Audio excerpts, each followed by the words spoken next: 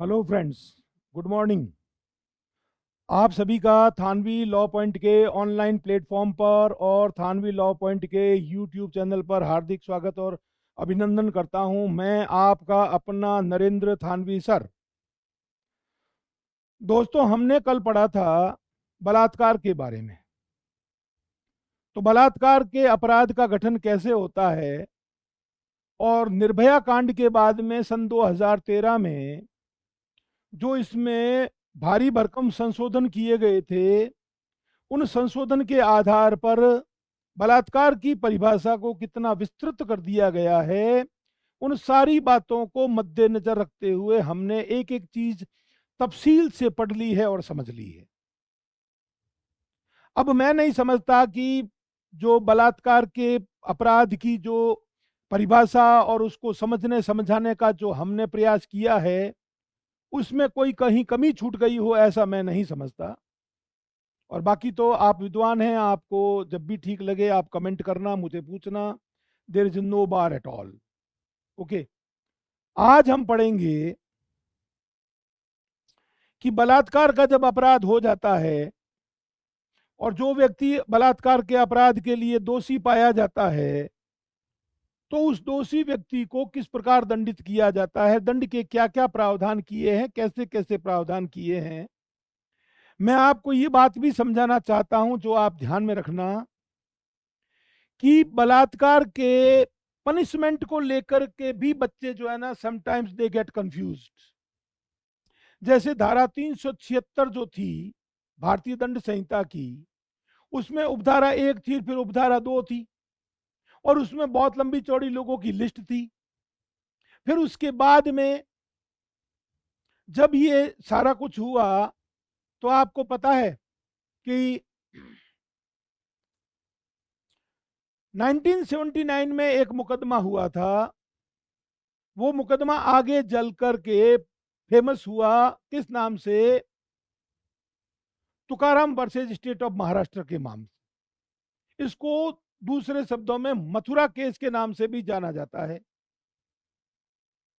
और इसके तथ्य हम बाद में डिस्कस करेंगे। इसकी मैं आपको शॉर्ट में बात बता दूं कि इस मामले में कंसेंट के आधार पर ट्रायल कोर्ट ने दोनों अभियुक्तों को, जो कि पुलिस के कांस्टेबल थे, उनको दोनों को दोष मुक्त कर दिया था।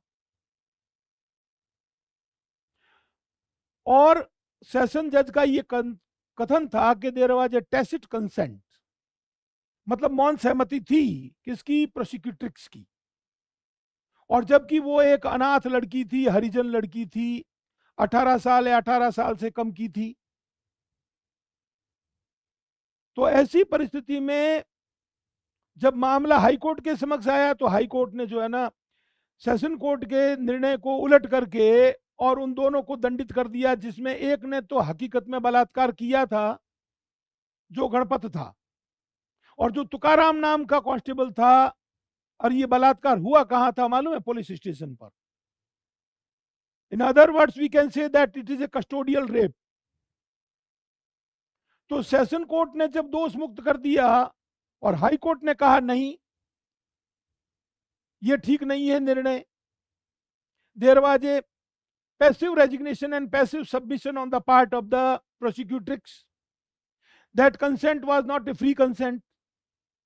और हाई कोर्ट ने क्या किया? जिसने बलात्कार किया था उसको दंडित कर दिया, जो बलात्कार नहीं कर पाया था उसको छेड़खानी के लिए दंडित कर दिया।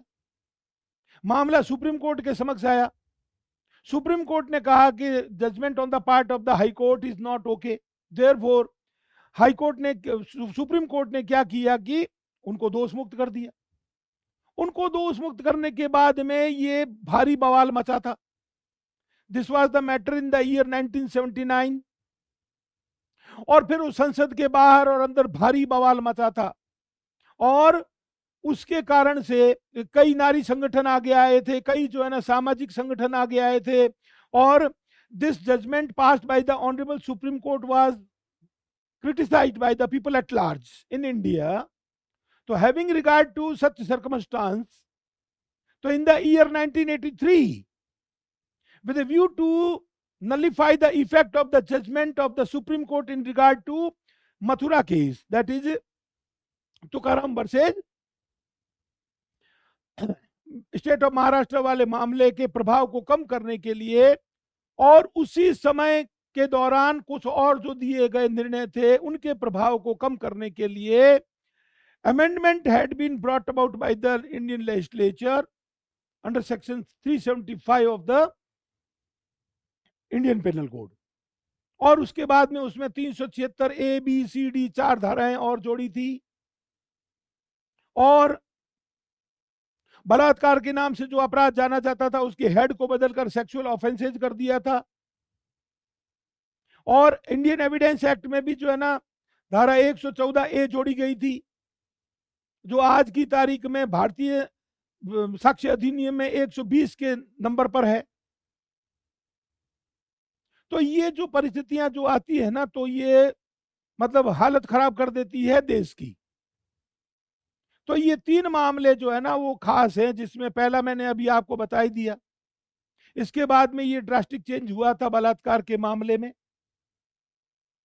और एक मामला और था जो साक्षी वर्सेज यूनियन ऑफ इंडिया का मामला था, जिसमें माननीय सर्वोच्च न्यायालय ने इस बात से इनकार कर दिया था कि by process of judicial interpretation of a particular provision definition of the rape given under section 375 IPC cannot be altered. This was the opinion of the Honorable Supreme Court। क्योंकि मांग ये थी कि जितने भी तरह के महिला के शरीर में जो रंध्र छिद्र जो है जिसको ओरिफिस कहते हैं, जहां कहीं भी कोई भी मेल जो है ना पेनिट्रेट करता है, उस हर पेनिट्रेशन को that must be brought within the meaning and ambit of the definition of the rape। But supreme court ने कहा नहीं। उसका कारण क्या था? क्योंकि उस समय जो 375 में जो बलात्कार की जो परिभाषा थी उसमें बातें लिखी हुई थी कि जो कोई पुरुष किसी स्त्री के साथ में लैंगिक समागम करता है, सेक्सुअल इंटरकोर्स की बात थी। और सेक्सुअल इंटरकोर्स को डिफाइन नहीं कर रखा था। और सेक्सुअल इंटरकोर्स का डिक्शनरी मीनिंग यही होता है कि there is a sexual intercourse between 2 people, male and female, that is called heterosexual intercourse. विषम लिंगी 2 व्यक्तियों के मध्य जो है ना लैंगिक समागम होता है, दैट इज कॉल्ड संभोग। तो उसमें भी क्या लिखा था? उसमें ये लिखा था कि मियर penetration was sufficient for the constitutional commission of the offence of rape, ये पर्याप्त था।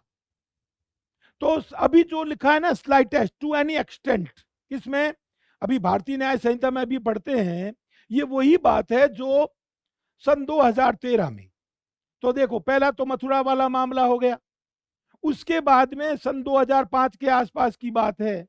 तो it was demanded and supreme court बहुत ही जेंटली सुप्रीम कोर्ट रिफ्यूज्ड कि by process of the judicial interpretation of a particular provision definition of the rape can not be altered and all these form sorts of penetrations can not be added. इसको जोड़ा नहीं जा सकता कि जितने भी तरह के प्रोवेशन, चाहे वो इंसर्शन है, चाहे वो ऑब्जेक्ट है, चाहे वो फिंगर है, और जो जहां कहीं भी तो एनएस में है कि यूरेथ्रा में है कि वेजाइना में है, इसको ऐसे किया नहीं जा सकता। तो सुप्रीम कोर्ट ने जो बात उस समय साक्षी वर्सेज यूनियन ऑफ इंडिया में जो बात बताई थी उसी को मद्देनजर रखते हुए जब 2013 में 2012 में 16 दिसंबर 2012 रात के समय वो निर्भया नाम की लड़की के साथ जो गैंग रेप हुआ था, उसके बाद पहले तो ऑर्डिनेंस पास हुआ था, तो प्रोमलगेशन ऑफ द ऑर्डिनेंस, उसके बाद में ये कानून में drastic change was brought about by the legislature in the definition of the rape, और फिर उसको लंबा चौड़ा जो है ना करके और इस तरह व्यवस्थित किया था। अब वो है जैसा का जैसा, अब उनको क्या किया है कि वो सारे धारा 76A, 76B, 76C, फिर AB, फिर DB, ये इतना जो जखीरा था उनको सबको अब इंडिपेंडेंट नंबर्स दे दिए गए हैं भारतीय न्याय संहिता में। अब हर एक सेक्शन अपने आप में एक इंडिपेंडेंट सेक्शन हो गई है। ओके, तो now we are going to have a discussion about the punishment penal provisions of the offence of rape. जो धारा 376 उपधारा 1 और 2 में बातें वर्णित थी वो हम अब पढ़ेंगे धारा 64 में। क्यों? क्योंकि 63 देती है डेफिनेशन। किसकी डेफिनेशन देती है? द ऑफेंस ऑफ रेप, ये बलात्कार की परिभाषा। तो बलात्कार को हमने व्यवस्थित तरीके से समझ लिया है और उसके बाद में अब हम पढ़ते हैं ये, ठीक है। तो मैं आपको एक बात और कहना चाहूंगा, वो बात ये है दोस्तों कि कोई भी चीज को पढ़ो ना, कोई भी चीज को पढ़ो तो इतना मन लगा के पढ़ो, इतना तल्लीन होकर के पढ़ो, जिसे कहते हैं ना एनक्रॉस, मग्न होकर, मग्न होकर पढ़ लोगे ना एक बार, उसके बाद में, भाई मैं रोजाना ये उक्ति तो आपके सामने बोलता ही हूं ना कि law is nothing but A common sense. और बड़े बड़े लोग इस बात को जो है ना काट करने के लिए क्या बोलते थे कि common sense is most uncommon. हमें common sense is most uncommon वाली बात में नहीं जाना दोस्तों, हमें तो लीगल कॉमन सेंस को बनाए रखना है और कानून के प्रावधानों को इस तरह उसके ऊपर पकड़ कर लेनी है कि कोई हमें थका ही नहीं सकता, whether you are preparing for civil जज कार्डर और डिस्ट्रिक्ट जज कार्डर। इन बातों से कोई फर्क नहीं पड़ता जब हमें सारा पता है, ठीक है। तो अब हम पढ़ते हैं धारा 64 से, देखो इसमें 63 से 99 सेक्शंस तक है। अब ये 64 पनिशमेंट फॉर रेप, इसमें सबसेक्शन 1 है ना, उसके बारे में मैं आपको पहले से ही बता दूं कि subsection 1 of section 64 deals with rape simpliciter, rape generally, ये कोई भी आदमी बलात्कार करता है उसके लिए है। तो इसमें पहले सजा 7 साल थी मिनिमम, अब मेरे ख्याल से 10 साल हो गई है, नहीं तो अभी बोर्ड अपने सामने है। और that may be extended up to imprisonment for life. अब आप फर्क करते जाना, मैं हर धारा की तरफ आपका ध्यान लाऊंगा, तब आपको पैनल प्रोविजन समझ में आएंगे। और मैं एक बात बता दूं और आपको रिपीट करके कि भारतीय दंड संहिता को जितना खूबसूरती से लिखा हुआ था वो वैसी की वैसी आपके सामने भारतीय न्याय संहिता के रूप में है। इनके अगर एक एक इलेस्ट्रेशन को बैठ के पढ़ लिया जाए, एक एक एक्सेप्शन को पढ़ लिया जाए और एक एक explanation which is attached with the particular section which define an offence etcetera, तो मैं कहता हूं आपको कोई आदमी भुला ही नहीं सकता। आपको रात को, आधी रात को भी उठा के कोई आईपीसी के और भारतीय न्याय संहिता के प्रावधान को पूछे तो you will be very much comfortable to answer the question in accordance with the law. मेरी तो समझ ये है और बाकी आप बेहतर समझते हैं, ठीक है। तो आप जैसे देखो ये क्या लिखता है, whoever, ओके।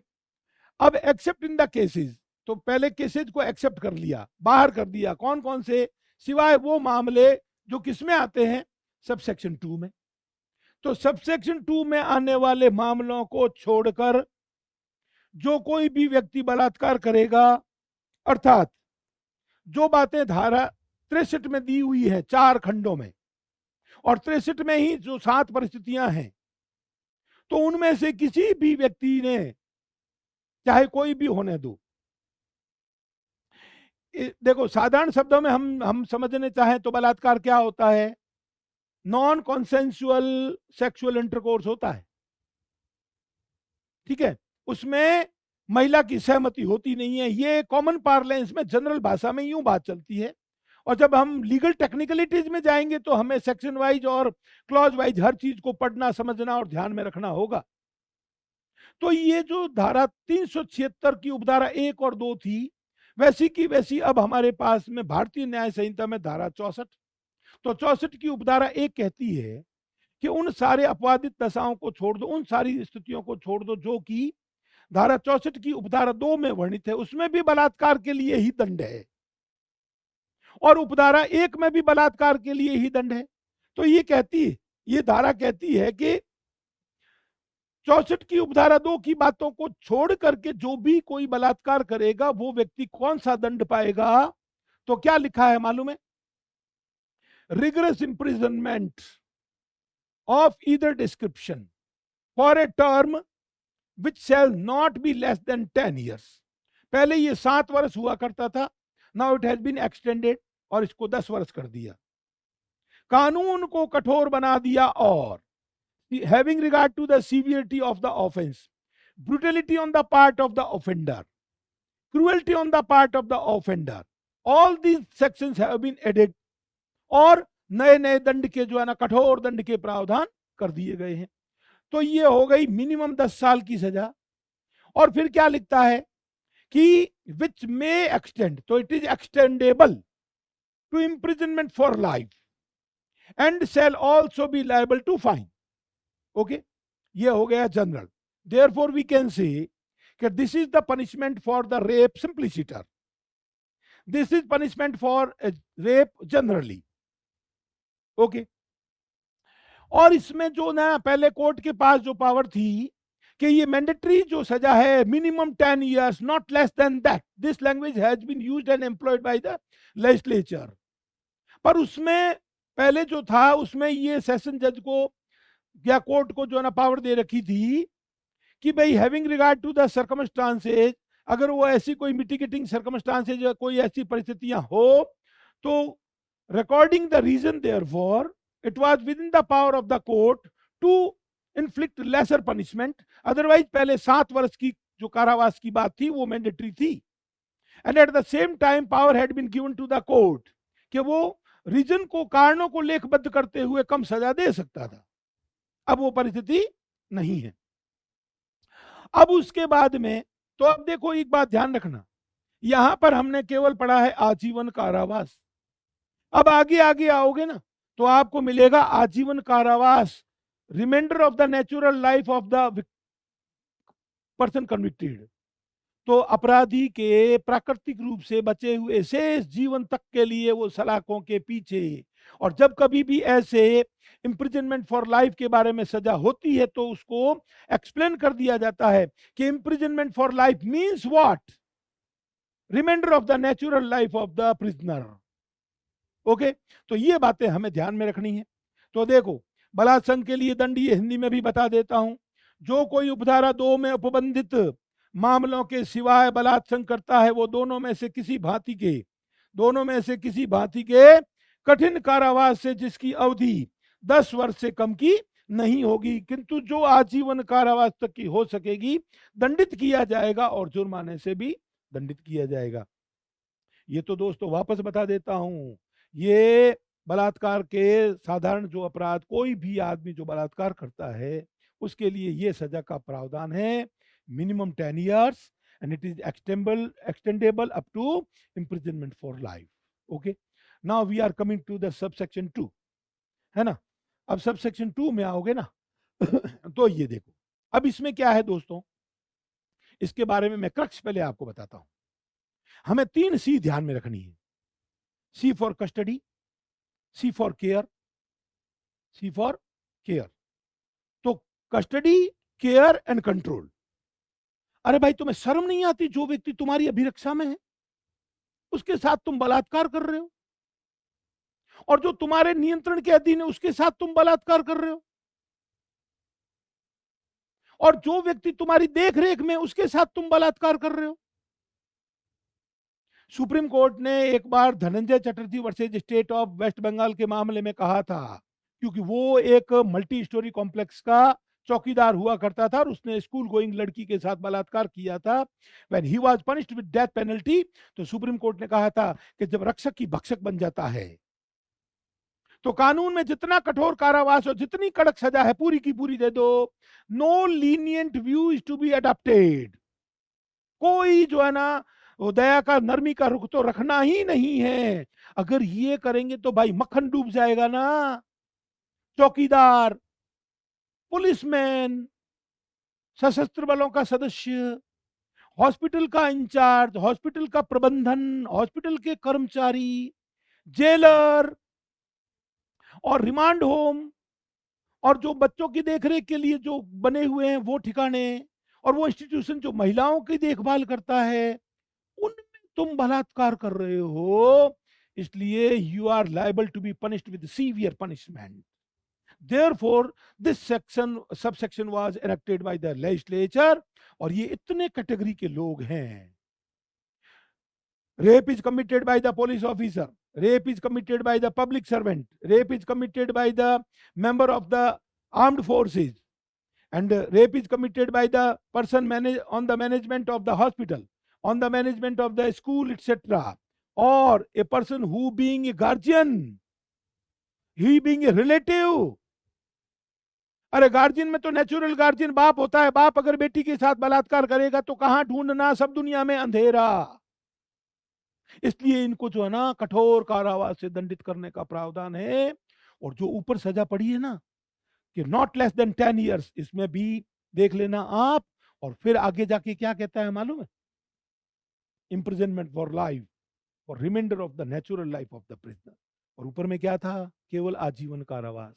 अब मैं आपको एक और बात बता दूं कि निर्भया कांड के बाद में 2013 के बाद में जो कानून में संशोधन हुए थे ना, उन संशोधनों के बाद में ये जो जितनी भी धाराएं जोड़ी थी, ये इस तरह के मौके ना तो किसी भी हाई कोर्ट के समक्ष आए हैं और ना ही माननीय सुप्रीम कोर्ट के समक्ष आए हैं। इसलिए इनकी ढंग से इंटरप्रिटेशन हुई नहीं है, इसलिए इनके ऊपर ज्यादा जजमेंट्स अवेलेबल है नहीं। तो हमें जो एनेक्टेड लॉ में जो बातें दे रखी है वो उस सीमा तक ही हमें समझनी है। और जहां जहां कोई जजमेंट रेलेवेंट है तो आई शैल कोट इट, मैं बताऊंगा आपको, इसमें कोई शक नहीं है। तो अब मेरे को खुद को भी जो है ना मैं आपको बताऊं कि एक तो जजमेंट में आता है कि भाई बलात्कार के लिए, अपराध के लिए सजा है आजीवन कारावास। हम मर्डर में भी पढ़ेंगे आजीवन कारावास, और भी अपराध कई है जिनमें आजीवन कारावास। पर ये जो नया है ना आजीवन कारावास, वो दोषित व्यक्ति का जब तक प्राकृतिक जीवन बचा हुआ है तब तक वो सलाखों के पीछे। इसका मतलब apparently तो it appears to me and to you people also कि there is no remission power which has been given to the government, state etc, कि तुम्हारा आचरण भी अच्छा होगा तो भी तुम्हें छोड़ा नहीं जाएगा, तुम तो सलाखों के पीछे ही रहो। और ये सजा जो है ना remainder of the natural life, मैं बताऊं ये मौत की सजा से भी खतरनाक है, पूरी जिंदगी सड़ जाती है। और मैंने ये भी बता दिया आपको कि कितनी हाइपर टेक्निकल डेफिनेशन है बलात्कार की। जंगल में मोर नाचा किसने देखा?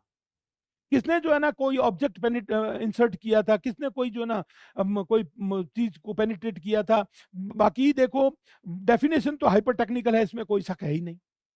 तो चौफेर से घेराबंदी कर ली गई है उस मेल की जो ऐसी नीच प्रकृति की जो है ना मानसिकता रखता है और किसी महिला के साथ में जो है ना जोर जबरदस्ती बलात्कार करना चाहता है, ये उन लोगों के लिए व्यवस्था कर दी गई है। और ये तो वो लोग हैं जो तुम्हें शर्म ही नहीं आती, तुम इतने लोग तुम ऐसे ऐसे जगहों पर बैठे हो, और जो जो महिलाएं, जो लड़कियां जो तुम्हारी अभिरक्षा में, जो तुम्हारे नियंत्रण में, जो तुम्हारे देख रेख के अधीन है, और तुम उनके साथ में बलात्कार कर रहे हो, तो फिर आगे तो बोलने की आवश्यकता ही नहीं है। ये परिस्थितियां हैं। अब देख लो, पहले बीइंग ए पुलिस ऑफिसर, सीधा अपने इनकी ज्यादा लंबी चौड़ी गणित में नहीं जाना, हमें तो सिर्फ ये समझना है कि who is he is non else but A police officer. Okay, अब ये पुलिस अधिकारी होते हुए ओके कहां करता है? उस पुलिस थाने की सीमाओं के भीतर जिसमें ऐसा पुलिस अधिकारी नियुक्त है, बलात्संग करता है। अरे भाई, आपके थाने का local jurisdiction, local limits of your jurisdiction of police station, you are committing rape being a police officer, you are liable to be punished with severe punishment. ठीक है ना? और तुम किसी और जगह कहां करते हो? किसी थाने के परिसर में बलात्संग करता है, किसी थाने के परिसर में बलात्संग करता है, again it is there. Okay, अब देखो नेक्स्ट जो आता है, ऐसे पुलिस अधिकारी की अभिरक्षा में या ऐसे पुलिस अधिकारी के अधीनस्थ किसी पुलिस अधिकारी की अभिरक्षा में किसी महिला से बलात्संग करता है। लो साहब, ये भी पढ़ लो। अब खा कहता है लोक सेवक होते हुए बीइंग ए पब्लिक सर्वेंट। अब पब्लिक सर्वेंट होकर के बलात्कार कर रहा है तो इसके साथ में क्या अंजाम होना चाहिए? जो अंजाम होना चाहिए वो भारतीय न्याय संहिता में अच्छे से वर्णित किया हुआ है। ठीक है, अब ग लिखता है केंद्रीय या किसी राज्य सरकार द्वारा किसी क्षेत्र में अभिनियोजित दैट इज डिप्लॉयड सशस्त्र बलों का सदस्य होते हुए उस क्षेत्र में बलात्कार करता है, बलात्संग करता है। और जहां पर तुम पोस्टेड हो और जहां पे you have been deployed as a member of the armed forces, इसमें जो है ना पैरामिलिट्री फोर्सेज वगैरह सब शामिल है। It has been explained by appending one explanation to this effect कि what is meant by the member of the armed forces, कौन है इसमें? पुलिस को तो पहले से अलग कर दिया। Right now we are talking about the armed forces. ठीक है, तो ये व्यक्ति बलात्कार करेगा। फिर देखो, फिर आता है being on the management of और on the staff of jail. अब जेल के प्रबंधन में हो तुम, या जेल के तुम कर्मचारी वृंद हो और जो महिला उधर है जेल में, उधर तुम उसके साथ में बलात्कार करते हो। देखो मैं आगे जाके एक चीज आपको स्पष्ट करूंगा दोस्तों, this section is talking about the rape, और rape means what? Rape which has been defined under section 63, which is committed by any of these persons contemplated under subsection 2 of the section 64। और आगे जाके हम पढ़ेंगे उसमें इस तरह के 3-4 लोग आएंगे, और 3-4 लोग आएंगे ना, उसके बारे में पहले ही यहीं पर आपको क्लियर कर देता हूं ताकि कोई तरह का संदेह नहीं रहे। वो क्या करते हैं, there is a consensual sex, that is intercourse, sexual intercourse on the part of those people who are in authority and they are taking undue advantage of their position, और वो उस महिला से कंसेंट लेके कर देते हैं उसके साथ में, that is not amounting to rape. तो वो that is talking about sexual intercourse, तो वो कंसेंसुअल हो गया, ये नॉन कंसेंसुअल है। तो इस कैटेगरी के जो लोग हैं ना, उनका नाम अगर वहां अगली धारा जो आएगी, जो 68-69 जो भी है, उसमें अगर इनका नाम रिपीट होता है ना, तो you are nobody to get confused. आपको कंफ्यूज नहीं होना दोस्तों, क्योंकि ये बलात्कार कर रहा है, वो बलात्कार नहीं करते, वो सेक्सुअल इंटरकोर्स करते हैं। और सेक्सुअल इंटरकोर्स को आगे समझा रखा है कि सेक्सुअल इंटरकोर्स के माने क्या, any of the act which is contemplated under any of the 4 clauses of section 63 A B C D, वो 4 पहले की क्लॉज है ना 7 परिस्थितियों के ऊपर, उनमें से कोई भी कृत्य किया तो that is going to constitute sexual intercourse with such a woman. और उसकी आपने क्या ले ली है, सहमति, और सहमति ली कैसे, because your hand is upper, आपका अपर हैंड है, आपका हाथ ऊपर है, और she is constant, left with no option but to give consent. This is called consensual sexual intercourse, और this is non consensual। Therefore ये बिना सहमति के है, वो सहमति से है, ये बलात्कार है और वो लैंगिक समागम है। और उसमें आगे स्पष्ट किया हुआ है that is not amounting to offence of rape, जो बलात्कार की कोटि में, श्रेणी में नहीं आता, बलात्कार की कोटि में नहीं आता, ऐसे समझना है हमें। तो क्या लिखता है मालूम है कि मैनेजमेंट में और स्टाफ में कहां पर है, जेल में, और कहां पर है, रिमांड होम में, और अदर प्लेसेज ऑफ कस्टडी। देखो फिर अभिरक्षा, एस्टेब्लिश्ड बाई और under any law for the timing in force और ऑफ ए वुमेन्स और चिल्ड्रंस इंस्टीट्यूशन। तो बच्चों की और महिलाओं की कोई संस्था वहां क्या करता है, commits rape on any inmate, जो आपके वहां पर साथ में है, such jail, remand home, place और institution. Now these 4 things are there. ये नंबर 1 पर है, ये नंबर 2 पर है, ये नंबर 3 पर है, और ये नंबर 4 पे है। यहां पर तुमने अगर काला मुंह किया और बलात्कार किया तो लास्ट में ये जितने भी खंड खत्म होंगे ना, उसके बाद में दंड का प्रावधान आएगा, और उपधारा 2 में आने वाला हर व्यक्ति एक ही लाठी से हांका जाएगा कि तुम यहां थे, तुम्हारे द्वारा बलात्कार जो किया गया है वो धारा 64 की उपधारा 2 में आता है, तुम उस श्रेणी के आदमी हो, you are liable to be punished with severe punishment. ये बात है दोस्तों, ओके। तो अब ये हो गया। नेक्स्ट, अब देखो, बीइंग ऑन द मैनेजमेंट और on the staff of A hospital commits rape on a woman in the hospital. अब आप सोचो कि महिला, अच्छा आपने अखबारों में रोजाना भी पढ़ा होगा, आए दिन हॉस्पिटल में बलात्कार होते हैं। तो ये जो हॉस्पिटल में एक लेडी जो है ना आईसीयू में भर्ती है, और उसमें जो है ना वो वार्ड बॉय आता है और उसके साथ में बलात्कार कर लेता है। तो आप कर्मचारी वृंद में हैं, आप प्रबंधन में हैं, आप मैनेजमेंट में हैं, now you are going to commit such a heinous offence of the person of such a woman, she is in your custody, she is under your control, she is in your hospital, she is in your ICU, और ये बलात्कार का अपराध होता है। तो फिर इस तरह जो है ना कड़क दंड से दंडित किया जाता है।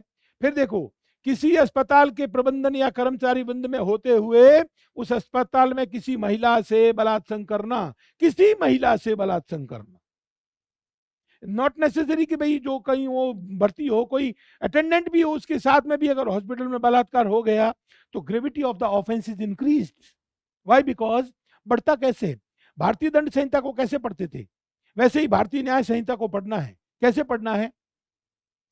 इजस्टम जेनरिस को देखना है ना। The gravity of the offence is increase. तो देखो लॉ क्या कहता है कि gravity of the offence increase, punishment varies. तो देखो, degree of the severity of the offence varies, punishment varies. उत्तरोत्तर अपराध गंभीर होता जाएगा, दंड की मात्रा बढ़ती जाएगी। This is only the way to learn the provision of the Bharatiya Dand Samhita as well as भारतीय न्याय संहिता। इनको ऐसे पढ़ना पड़ता है, समझना पड़ता है। अब देखो आ गया, किसी महिला का ये नातेदार भाई, रिश्तेदार, ये शर्मसार करने वाली बात है। फिर कौन है? संरक्षक। फिर कौन है? उसका टीचर। और फिर उसके प्रति विश्वास या प्राधिकार की हैसियत में का कोई व्यक्ति, that man is going to commit an offence of rape on such a woman, जो कि आपकी रिश्तेदार है, आप उसके गार्जियन हैं, आप उसके टीचर हैं। एक भी ऐसा है,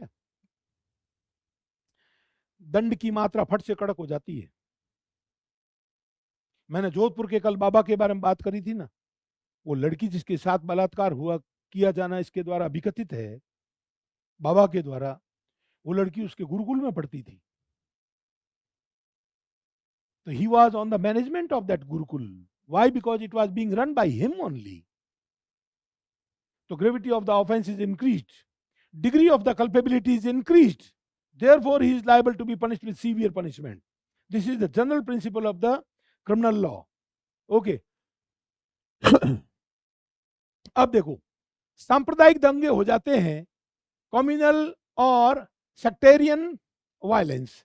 अब मेरे को एक बात बताओ, यहाँ पर हिंदुस्तान में भी जो अलग अलग धर्मों की व्यवस्थाएं हैं, और अगर ऐसे कोई सांप्रदायिक दंगे वगैरह फैल जाते हैं, तो आपने खुद ने भी देखा होगा कि जनरल प्रैक्टिस क्या है।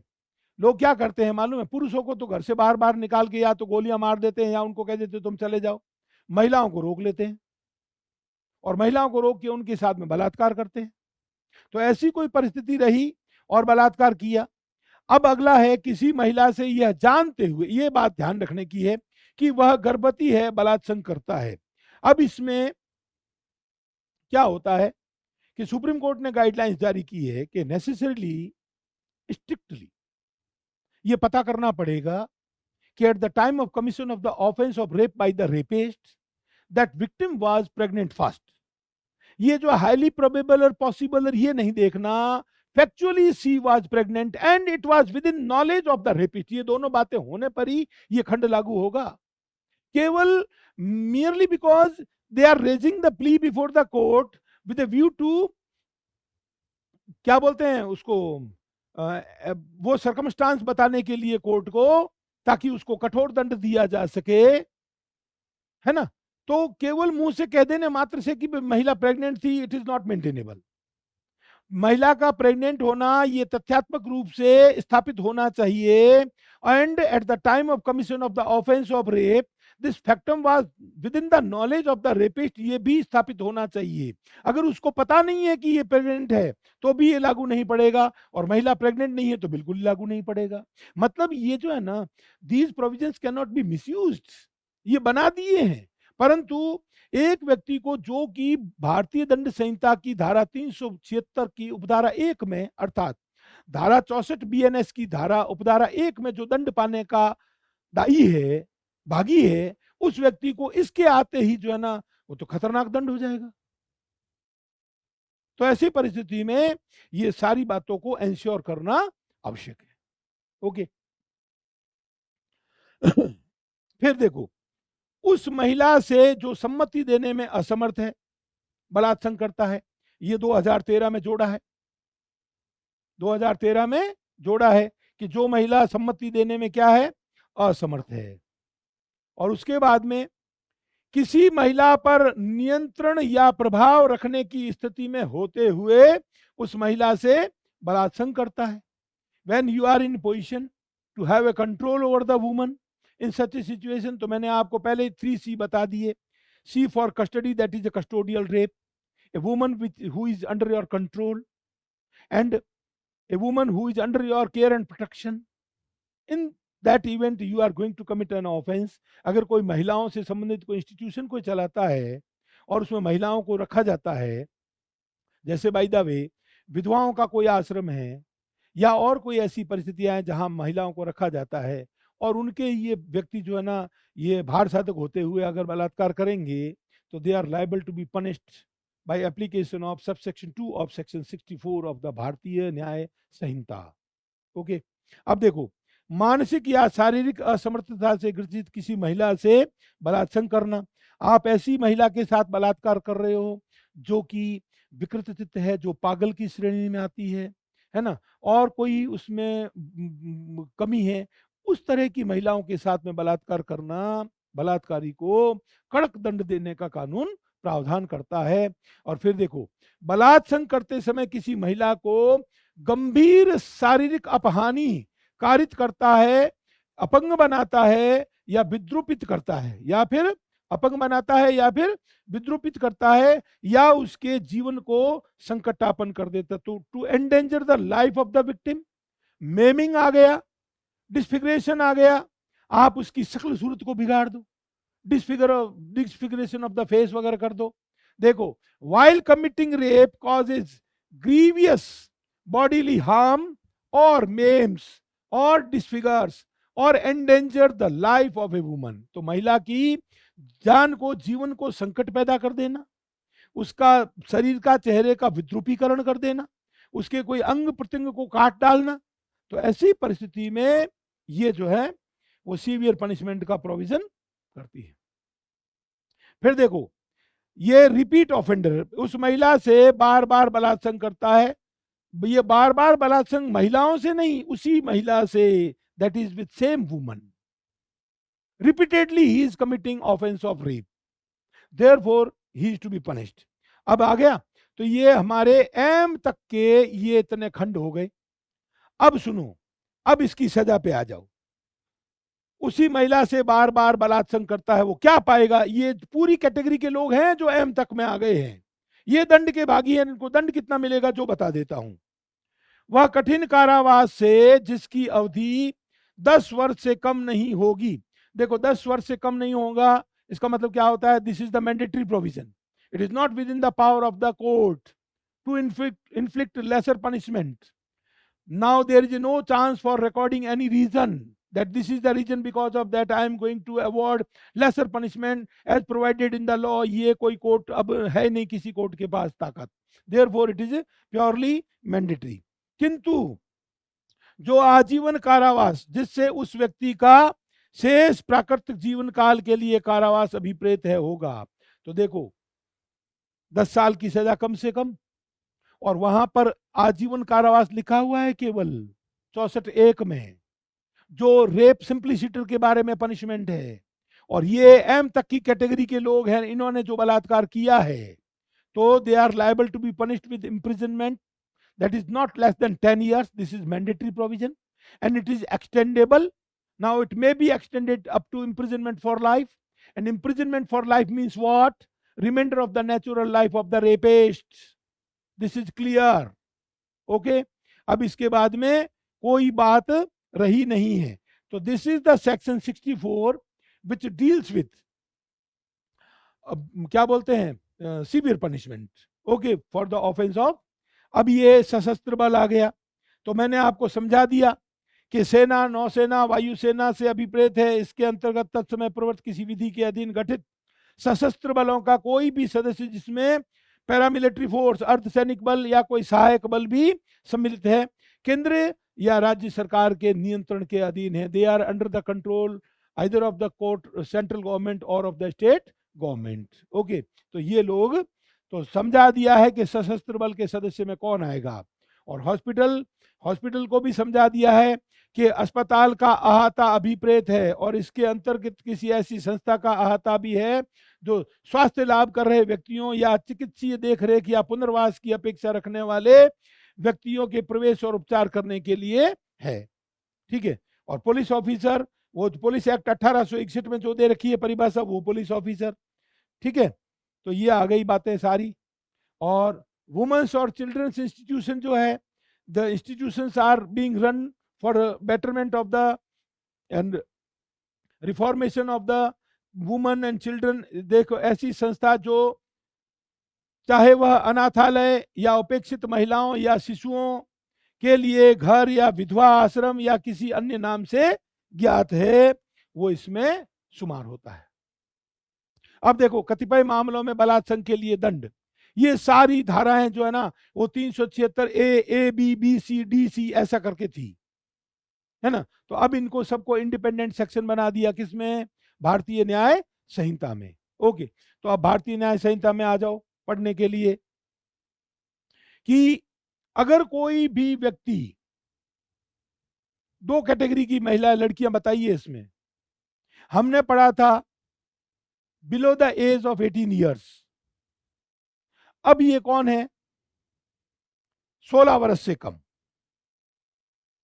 16 वर्ष से कम की लड़की के साथ में बलात्कार किया तो ये दंड मिलेगा जो इसमें दे रखा है, this is section 65।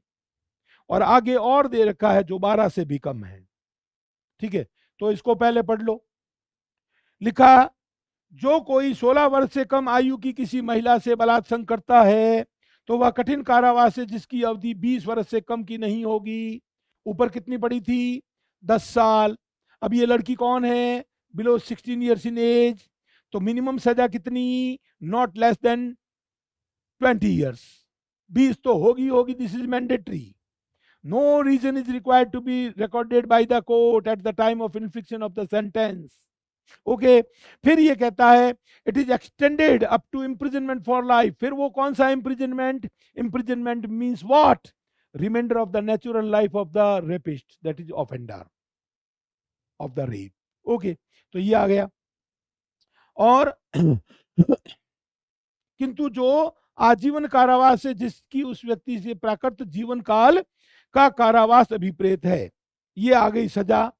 When a person he is going to commit offense of rape on the person of the woman she is below 16 years in age, then minimum punishment which is to be awarded by the court is not less than 20 years, and that may be extended up to imprisonment for life. And imprisonment for life means what, remainder of the natural life of the rapist. Clear? अब 12 में आएगा ना, तो मैं समझता हूं शायद उसमें मौत की सजा का भी प्रावधान होना चाहिए, और नहीं है तो अपराधी का मुकद्दर है। और ये जुर्माना जो लगेगा वो जुर्माना न्यायोचित युक्तियुक्त होगा, और जुर्माना जो है ना विक्टिम को दे दिया जाएगा। ये बातें हैं। अब दूसरा देखो, ये धारा 65 की सबसेक्शन 2, उसमें क्या पढ़ा था, below 16 years in age, now see is 12 वर्ष से कम। जो कोई 12 वर्ष से कम आयु की किसी महिला से बलात्संग करता है वह कठिन कारावास है जिसकी अवधि 20 वर्ष से कम नहीं होगी, and that may be extended up to imprisonment for life. Imprisonment for life means what, that is reminder of the natural life of the rapist. और उसके बाद में आगे यहीं तक नहीं रुका विधानमंडल, और ये कर दिया, देखो, मृत्यु दंड से दंडित किया जाएगा। तो he may be punished by the court by infliction of the imprisonment that is not less than 20 years. If court thinks fit, having regard to the circumstances of the case, court may award imprisonment for life, जो आजीवन कारावास माने ताजीवन, अपराधी का प्राकृतिक शेष जीवन तब तक बता है तब तक के लिए।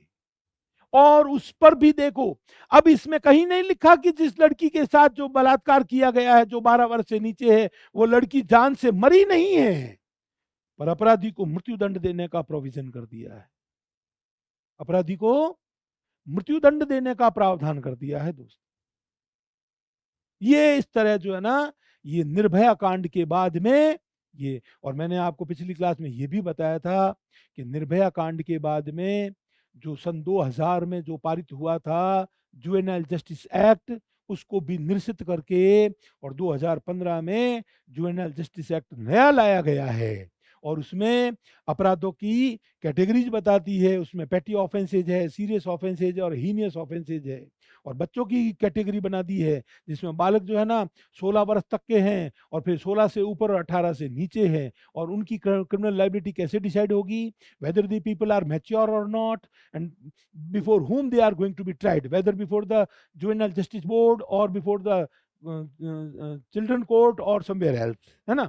तो ये सारी बातें जब हम इसके बारे में पढ़ेंगे ना, जुवेनाइल जस्टिस एक्ट के बारे में, that time I shall make it clear to you people each and everything. Okay, तो ये हो गया। Now come to next. अब ये जुर्माने की बातें हर बार यही आएगी कि जुर्माना जो अधिरोपित किया जाएगा वो रीजनेबल होगा and the amount of fine is to be given to the victim. Okay, अब ये 66 क्या कहता है? पनिशमेंट फॉर कॉजिंग डेथ और resulting in persistent vegetative state of victim. ये आई थिंक धारा 376A थी, और जो कोई भी हो अपने को अब फर्क नहीं पड़ता, वो तो बीतीता ही बिसार देर आगे की सुधले, let bygone be bygone, take care in future वाली बात है। हम तो अब भूल गए आईपीसी को, क्योंकि बहुत परेशानी का सबब है ना। अब जैसे देखो आप, ये निर्भया की जो स्थिति थी ना, ये थी पीवीएस, परसिस्टेंट वेजिटेटिव स्टेट, जिसमें उसकी कितनी हालत खराब हो गई थी उस लड़की की। इंडिया के हॉस्पिटल्स में तो उनका शायद बरोबर ढंग से इलाज ही नहीं हो पाया था। She was taken to abroad, और वहां पे अल्टीमेटली उस लड़की की मौत हो गई थी। और ये निर्भया, मथुरा, ये सारे जो है ना काल्पनिक नाम है ये, क्योंकि नाम उजागर करना अपराध है। ये तो मर गई है तो उसके बाद में कोई ओरिजिनल नाम भी ले लेता है, क्योंकि अब वो तो है ही नहीं। और बाकी मैं आपको एक बात बताऊं, in the opinion of the supreme court, ये महिला के खिलाफ जो बलात्कार का जो अपराध होता है ना, ये अपराध महिला के शरीर के विरुद्ध तो होता ही है, ये संपूर्ण समाज के विरुद्ध अपराध है। उसके बाद में तुर्रा क्या है पता है आपको? ये अपराध पीढ़ी दर पीढ़ी महिला के साथ नीचे चला जाता है। लड़की अगर अनमेरिड है और उसके साथ बलात्कार हो गया, तो उसकी तो मानसिक स्थिति वैसे ही खराब हो जाती है। फिर देखो, नाम उजागर करना दंडनीय अपराध है, फिर भी आपको पता है हिंदुस्तान इतना बड़ा है, गली मोहल्ले में, कूचे में, गांव में, कहीं ना कहीं पता तो चल ही जाता है कि किसके साथ बलात्कार हुआ है। ठीक है, अब आप सोचो कि एक लड़की जो अनमेरिड है उसके साथ में बलात्कार हो गया, और उसकी बाद में काउंसलिंग वगैरह करवाना, ट्रीटमेंट करवाना, समझाना बुझाना, हिम्मत रखने की बातें उनको बंधाना, और फिर उसकी अगर शादी हो जाती है, तो लोग ऐसे दुनिया में बैठे हैं जो ये भी कह सकते हैं उसकी पति की तरफ अंगुली करके कि इसकी बीवी के साथ बलात्कार हुआ था। और वो बलात्कार की पीड़िता जिस दिन मां बन जाए, तो लोग ये भी कह सकते हैं बच्चों की तरफ अंगुली उठा के कि इनकी मां के साथ बलात्कार हुआ था।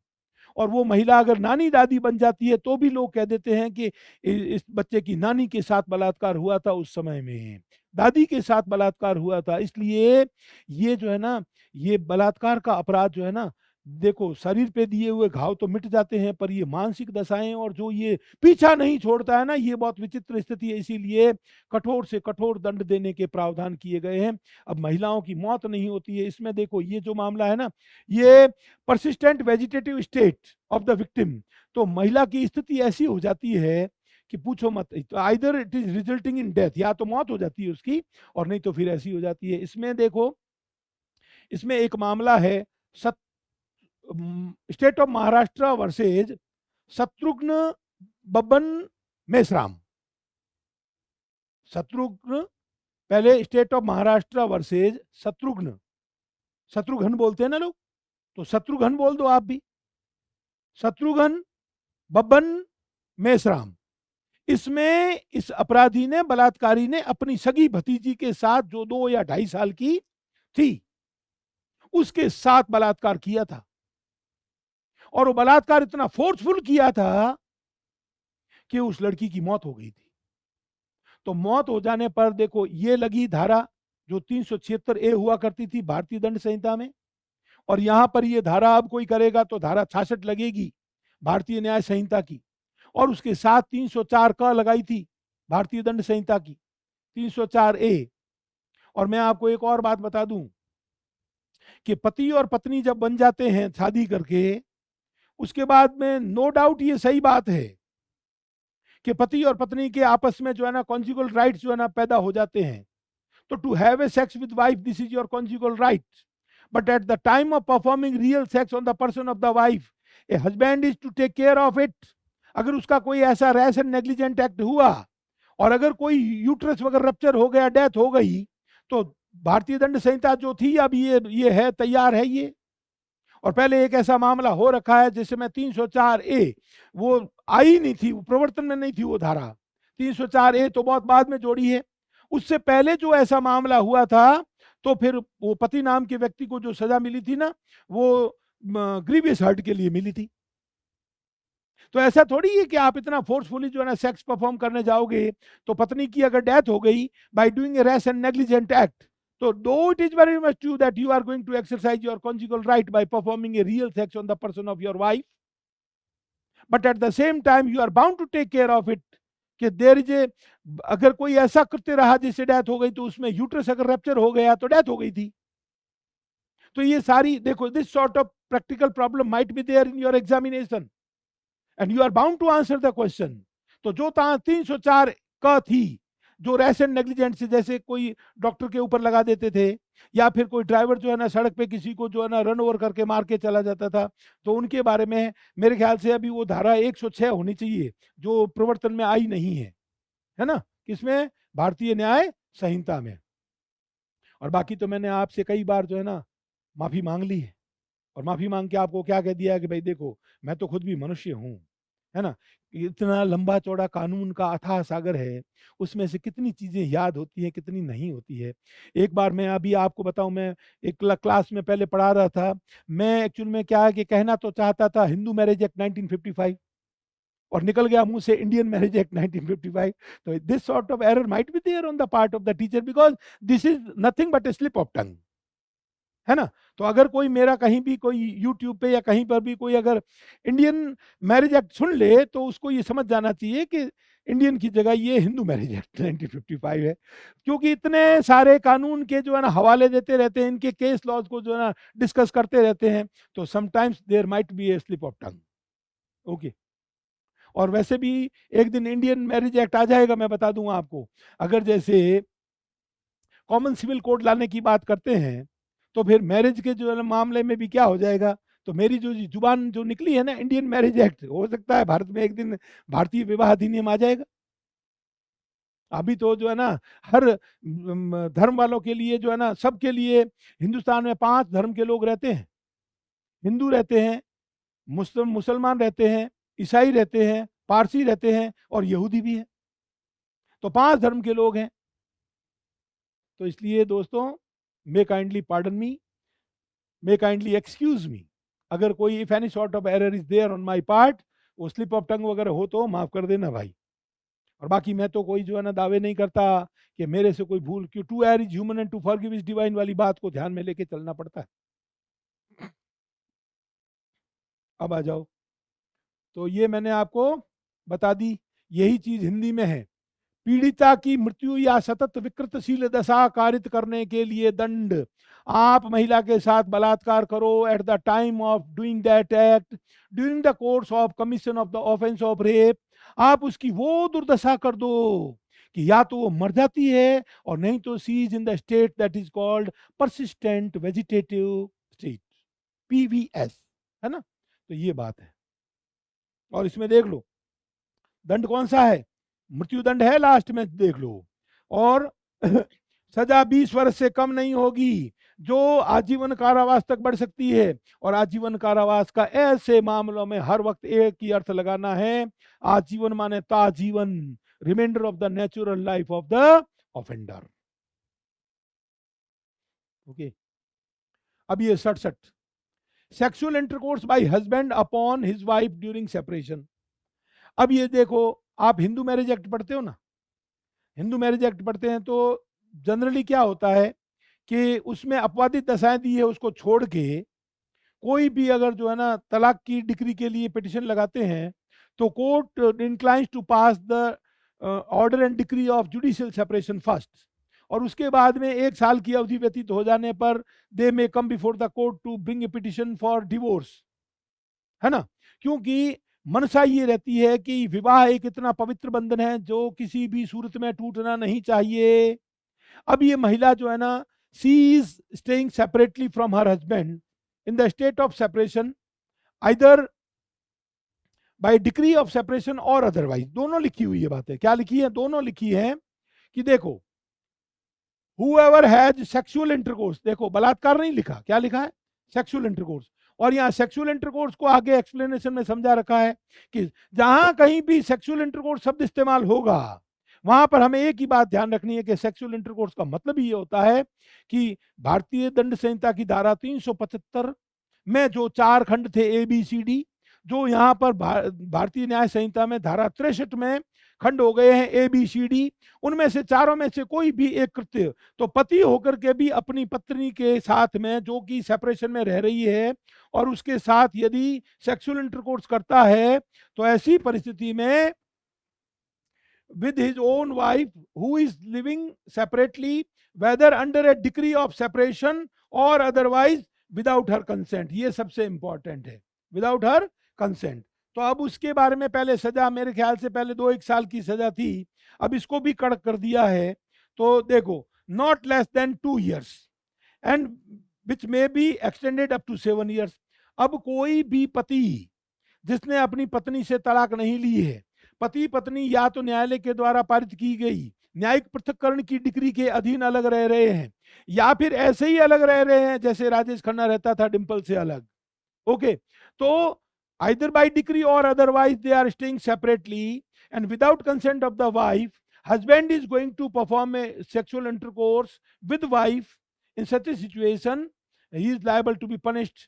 तो minimum imprisonment लिख दिया है not less than 2 years and that may be extended up to 7 years। ये कर दिया है पति महोदय के लिए व्यवस्था कि पत्नी अगर पृथक्करण में रह रही है तो उसकी सम्मति के बिना, और आगे ये भी समझा दिया है कि इसमें इसका अभिप्राय क्या होगा सेक्सुअल इंटरकोर्स का, ठीक है, ये मैंने आपको पढ़ा दिया। अब देखो एक्सप्लेनेशन क्या लिखता है, in this section sexual intercourse shall mean any of the acts mentioned in clauses A to D of section 63। ये जो है ना, ये धारा 375 आईपीसी में था पहले, A to D, A to D। अब ये क्या हो गए, और उसमें हमने पढ़ा था ना A to D में क्या पढ़ा हमने, कल 63 में पढ़ा था तो क्या पढ़ा था हमने, पेनिट्रेशन पढ़ा था, हमने इंसर्शन पढ़ा था, हमने मैनिपुलेशन पढ़ा था, और हमने जो है ना वो क्यूनिलिंक्शन पढ़ा था। वो 4 कीवर्ड बताए थे। उन चारों खंडों में से कोई भी कार्य करेगा पत्नी के साथ में उसकी सम्मति के बिना तो that is called sexual intercourse done by the husband without consent of the wife, and wife is staying separately either by the decree or otherwise, in such a situation that husband is liable to be punished with imprisonment not less than 2 years and that may be extended up to 7 years, up to 7 years। okay। अब देख लो ये शब्द जो है ना मैथुन, अब मैथुन उस मूल रूप से उस धारा में हटाया हुआ है, अब मैथुन शब्द इज नॉट देयर, उसमें तो सिर्फ पेनिट्रेशन लिखा है, और जैसे ही मतलब पेनाइल वेजाइनल पेनिट्रेशन होगा that is amounting to sexual intercourse, और बाकी सारे सेक्सुअल एक्ट हैं उनको भी किस में डाल दिया, सेक्सुअल इंटरकोर्स की तारीफ में डाल दिया, ठीक है। तो धारा 63 के खंड क से खंड ग में वर्णित कोई भी कृत्य अभिप्रेत है that is performed by the husband on the person of the woman। अब ये सेक्सुअल इंटरकोर्स फिर आ गया, देखो sexual intercourse by a person in authority whoever being, क्या है वो, in a position of authority, प्राधिकारवान व्यक्ति है या फिर वैश्वासिक संबंध है किसका, रिलेशनशिप का, और ए पब्लिक सर्वेंट, और चौथा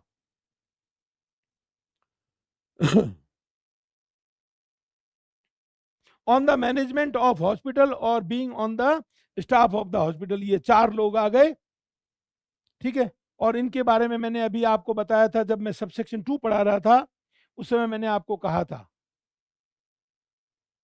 कि ये 4 तरह के लोग आ गए हैं, और मैं सबसेक्शन 2 पढ़ा रहा था तो मैंने आपको पहले से ही क्लियर कर दिया था कि इस तरह के लोग आगे आएंगे एक धारा में, और हमने जो धारा 64 की उपधारा 2 में पढ़े थे वो सारे बलात्कारी थे। ये लोग जो है ना, they people are person in authority, they are having fiduciary relationship with woman, और ये हॉस्पिटल के कर्मचारी वृंद हैं। तो ये जहां जहां भी लोग हैं ना, तो they are taking undue advantage of their official position. तो अपनी जो स्थिति है उसका ये भेजा फायदा उठा करके और उस महिला से सम्मति प्राप्त कर लेते हैं, therefore this is called consensual sex. वो नॉन कंसेंसुअल था, therefore there was a constitution of commission of the offence of rape. Now this is not a rape, क्योंकि इसमें क्लियर कट लिखा है, देखो हिंदी में पढ़ के, ऐसी किसी महिला को जो या तो उसकी अभिरक्षा में है, कस्टडी में है, या उसके भार साधन के अधीन है, या परिसर में उपस्थित है, अपने साथ मैथुन करने हेतु जो बलात् संग के अपराध की कोटि में नहीं आता है, देखो शी वाज इंड्यूस्ड और प्रोक्योर्ड, तो विलुप्त करने के लिए ऐसी स्थिति या वैश्वासिक संबंध का दुरुपयोग करता है, वह दोनों में से किसी भांति के कठिन कारावास से जिसकी अवधि 5 वर्ष से कम की नहीं होगी, किंतु जो 10 वर्ष तक की हो सकेगी। तो now these 4 type of persons are there, they are not committing the offense of rape.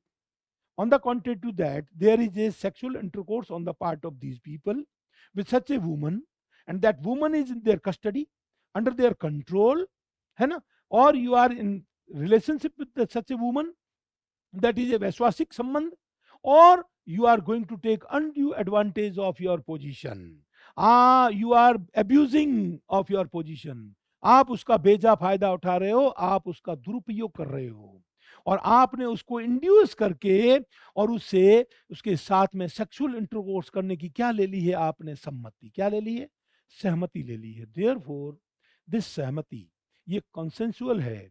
और देखो आपको पता है भारतीय साक्ष्य अधिनियम अभी जो है ना, पहले इंडियन एविडेंस एक्ट था, उसमें धारा 114 ए थी, presumption as to absence of the consent, है ना।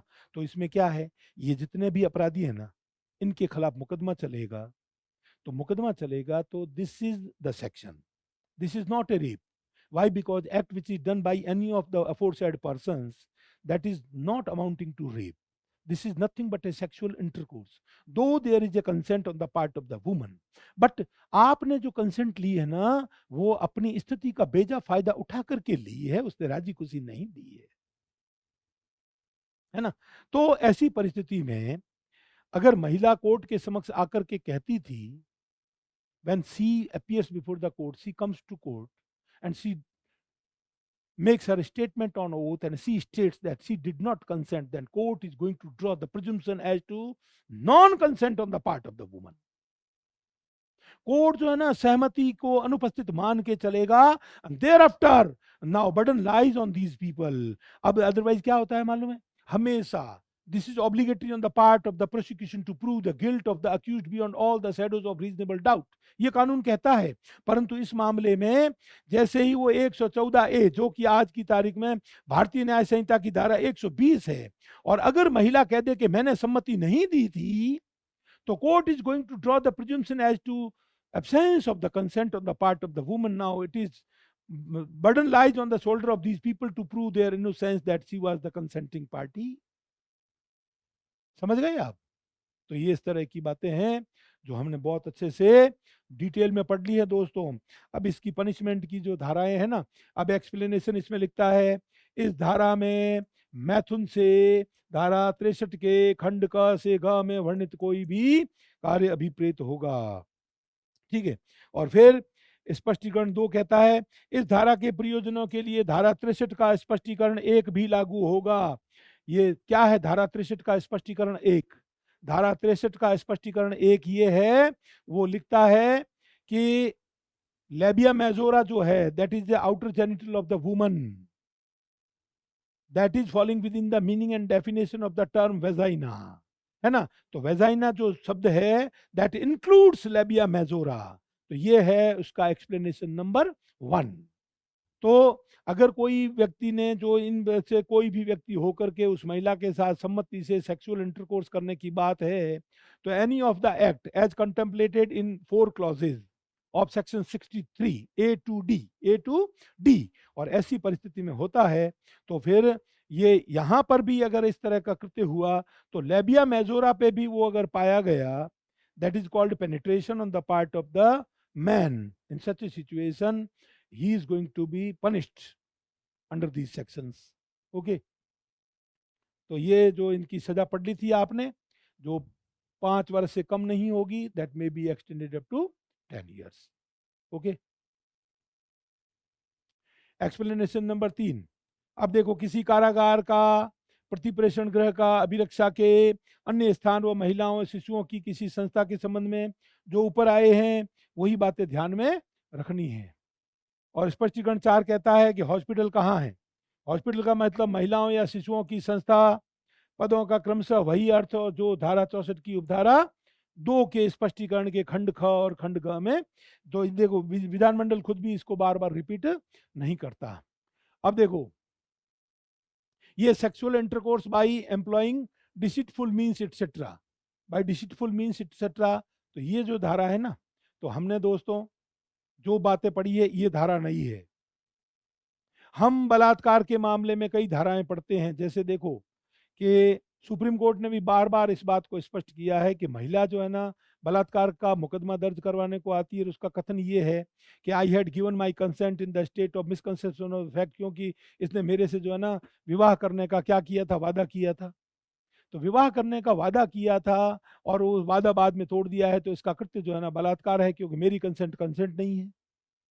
सुप्रीम कोर्ट ने निर्णय ये दिए हुए हैं कि अगर उस लड़के का जो है ना फ्रॉम वेरी इंसेप्शन, प्रारंभ से ही उसका ये उद्देश्य है कि मैं तो इस लड़की के साथ में इस तरह के कृत्य करवा के मैं मेरे आनंद लेके और मजे करके और फिर मैं इसको तो छिटका दूंगा, छोड़ दूंगा, तो ये लड़की वाली बात को माना जाएगा। अदरवाइज, क्योंकि सुप्रीम कोर्ट का कथन ये है कि भाई invariably in all the matters, मतलब कोई जजमेंट सुप्रीम कोर्ट ने जो दिया है that is not applicable like anything. उसका कारण है क्योंकि ये केस टू केस डिफर करता है और पर्सन टू पर्सन डिफर करता है कि किस तरह की जो दोनों के भी मध्य बात थी। तो ये बात ध्यान रखनी पड़ती है। ये 69 जो है ना, ये भी एक इंडिपेंडेंट अपने आप में नया अपराध है जो नया जोड़ा गया है।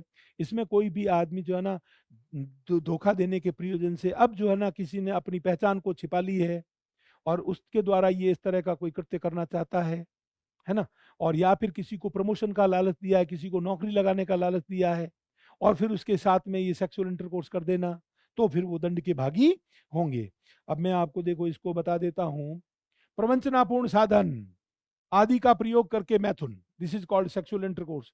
जो कोई प्रवंचनापूर्ण साधनों द्वारा किसी महिला को विवाह करने का वचन देकर उसे पूरा करने के किसी आशय के बिना उसके साथ मैथुन करता है, ऐसा मैथुन बलात्संग के अपराध की कोटि में नहीं आता है, तो वह दोनों में से किसी भांति के ऐसी अवधि के कारावास से जो 10 वर्ष तक की हो सकेगी दंडनीय होगा, और जुर्माने का भी। तो देखो ये उन लोगों को जो धोखेबाज लोग हैं, जो लड़कियों के साथ छल करते हैं, अब इनको देखो अभिव्यक्त रूप से this provision has been made by the legislature and same has been incorporated in the number of section 69 of the Bharatiya Nyaya Samhita.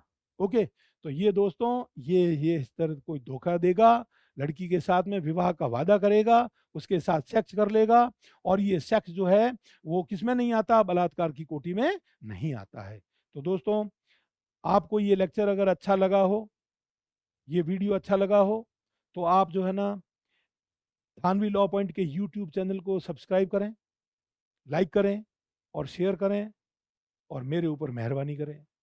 I will be oblige to you gentleman and gentle ladies. देवियों और सज्जनों, ध्यान रखना मेरा। Thank you very much.